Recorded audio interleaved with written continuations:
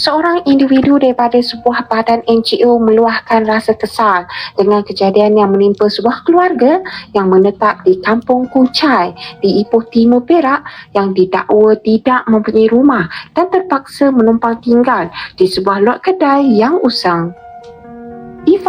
Ini di kota ya, bukan di daerah pinggiran apalagi di kampung dan pedalaman. Fahamkan lot kedai tersebut tidak mempunyai kelengkapan asas yang baik dan keluarga itu didakwa tidak menerima sebarang bantuan daripada mana-mana pihak. Menerusi video yang dimaknai oleh lelaki tersebut di akaun TikToknya, dia turut mempersoalkan tentang kebajikan keluarga tersebut yang merupakan warga negara tempatan yang dipinggirkan. Ia turut menyeru agar ada pihak berwajib terutamanya jabatan kerajaan yang terlibat dengan kebajikan masyarakat agar dapat mengambil tindakan segera bagi membantu keluarga tersebut di mana terdapat di antara mereka berstatus OKU dan mengalami masalah kesihatan. Lelaki tersebut turut dilihat menghulurkan bantuan makanan dan berharap masalah yang dihadapi oleh keluarga terbabit segera ditangani.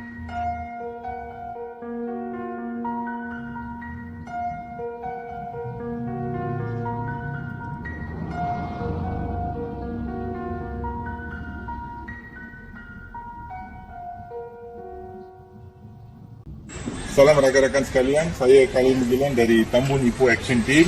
Kini saya berada di Kampung Kuncai di Ipoh.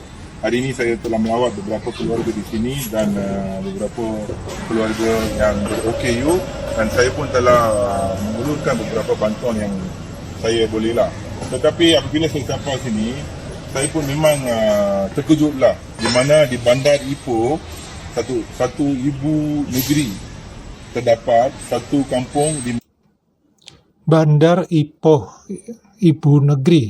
Maksudnya ini adalah kota Ipoh ya, sebagai salah satu ibu kota dari negeri mana nih kalau Ipoh ini? Mana warga negara Malaysia, mereka menetap di sini seperti pelarian. Mereka tidak ada rumah, mereka bertinggal di abandoned buildings.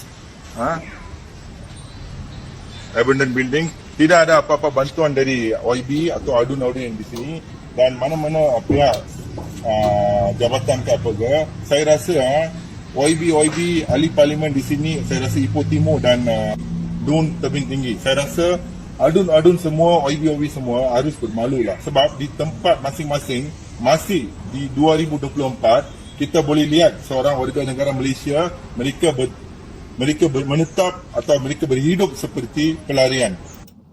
Ya, harusnya memang malulah pemerintah tempatan terutama yang tidak peduli dengan situasi dari wilayah tempat mereka berkuasa.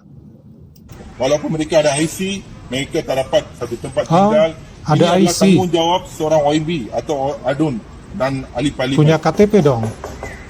Malulah saya malu betul. Walaupun ini bukan kawasan saya, NGO saya dari Tambun, saya all the way from Tambun, saya datang sini, saya melawat, saya mengulurkan bantuan yang saya boleh. Apa OIB di sini buat, saya tak faham.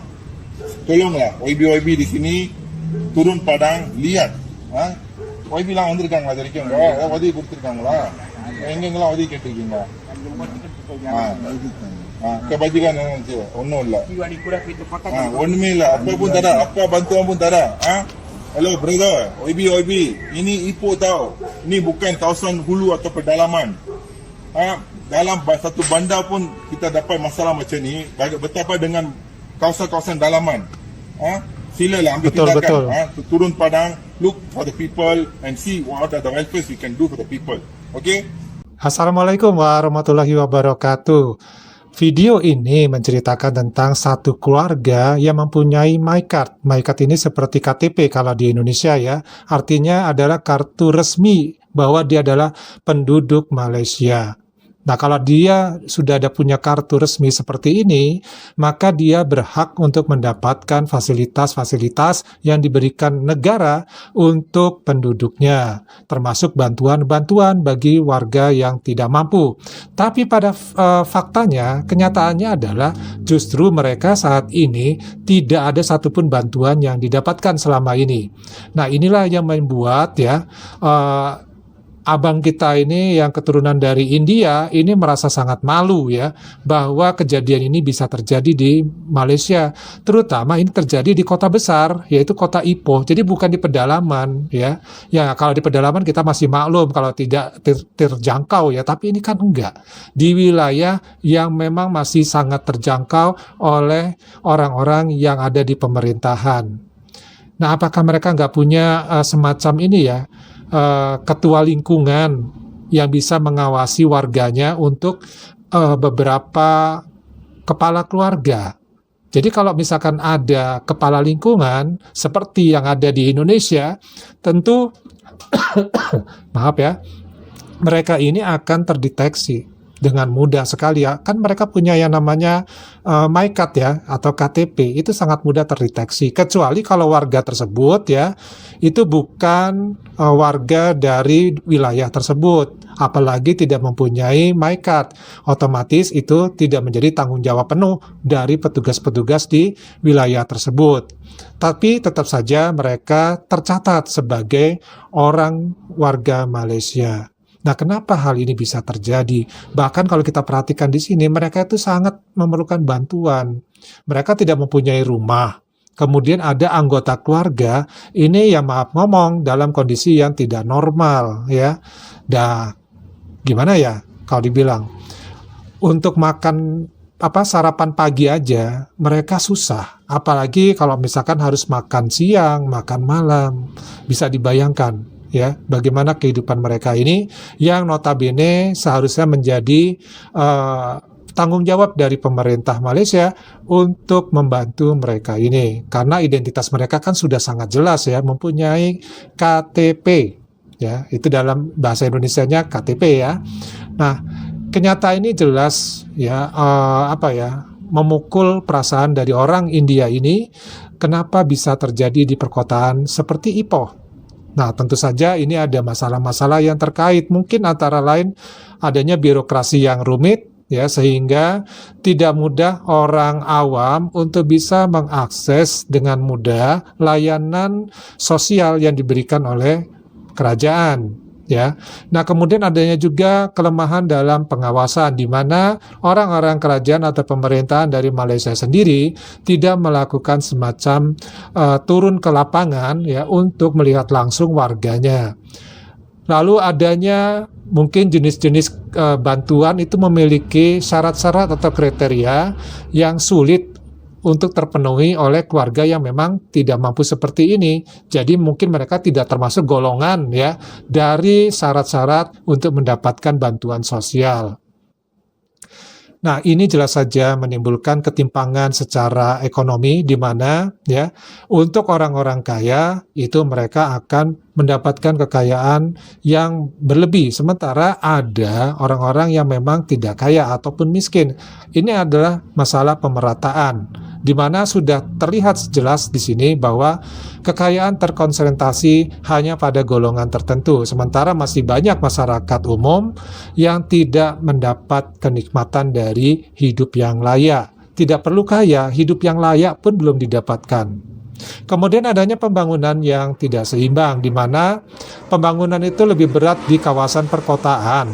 Nah, ini seringkali menyebabkan kawasan di luar kota ataupun bahkan di pedalaman itu terpinggirkan. Tapi sebenarnya kan bukan ini masalahnya, karena keluarga ini ada di kota, jadi tidak ada masalah pembangunan yang tidak seimbang ya. Nah, kemudian bisa jadi masalah ini terjadi karena apa? Kegagalan dalam mengidentifikasi masyarakat miskin. Kenapa kok bisa seperti itu? Karena datanya yang tidak tepat.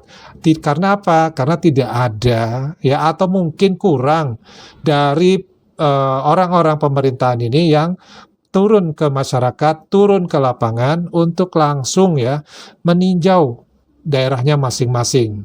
Dan juga ada ya rasa malu mungkin bagi para orang-orang yang miskin seperti ini ya untuk meminta bantuan kepada masyarakat pada umumnya ataupun kepada pemerintah secara langsung. Dan juga ada masalah perumahan, di mana orang-orang seperti ini mungkin kalau menurut persyaratan dari dinas sosialnya mungkin ya harus memiliki rumah untuk bisa mendapatkan bantuan sosial. Tapi kan jelas warga ini tidak memiliki rumah. Nah, kalau memang negara kaya, ya seharusnya bisa menyediakan rumah untuk warga yang seperti ini, ya. Nah, ini juga kita kan bisa berpikir bahwa harga rumah pun semakin tahun semakin mahal. Nah, jadi kira-kira gimana nih teman-teman? Pendapat teman-teman mengenai situasi seperti ini, bahwa di kota besar seperti Ipoh ya masih ada orang yang mempunyai KTP justru tidak mendapatkan bantuan sama sekali. Ini kan satu hal yang mengherankan dan juga membuat kaget ya bagi Pak D sendiri. Oke teman-teman, sampai di sini dulu videonya. Kita ketemu lagi ya di video yang lainnya yang lebih menarik. Wassalamualaikum warahmatullahi wabarakatuh. Salam.